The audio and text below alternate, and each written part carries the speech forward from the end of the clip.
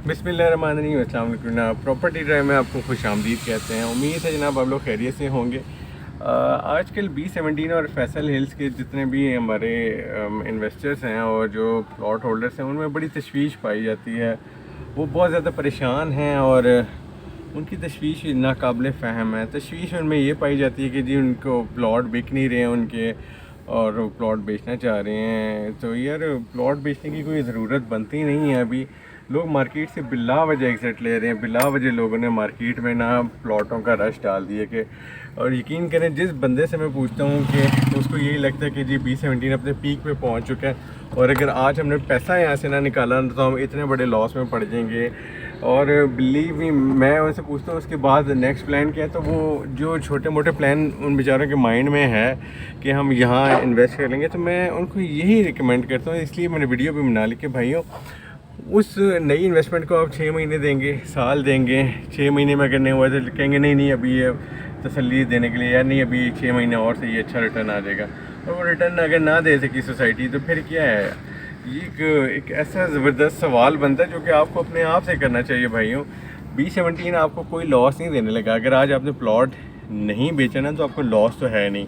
अगर आपको यकीन नहीं आता, मैं स्टाम्प पेपर पे आपको यार लिख के देने को तैयार हूँ। इससे बड़ी बात कौन करेगा।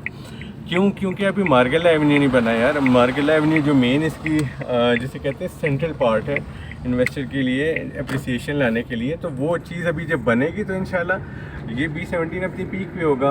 अब मैं सिर्फ दो रियल केसेस की जो ना मैं आपको एग्जांपल देता हूँ और 2 प्लॉट होल्डर्स का, ताकि मैं इस वीडियो को टर्मिनेट कर देता हूँ।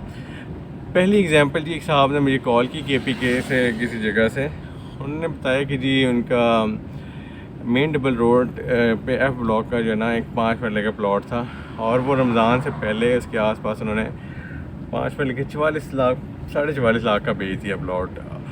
और कैन यू इमेजिन उसकी अभी राइट नाउ वर्थ 85 से 90 लाख रुपया, यानी कि 85 से 90 लाख। वो रमज़ान देख लें अभी हमने जो पिछला गुजारा उसमें। और जब मैंने उनकी बात बताई, वो जिस अफसोस और सदमे में थे, ये मैंने कॉल पे सुनी थी, मेरे दिल निकल गया बाहर जिसे कहते हैं। दूसरी छोटी एग्जांपल ये आप और सुन लें।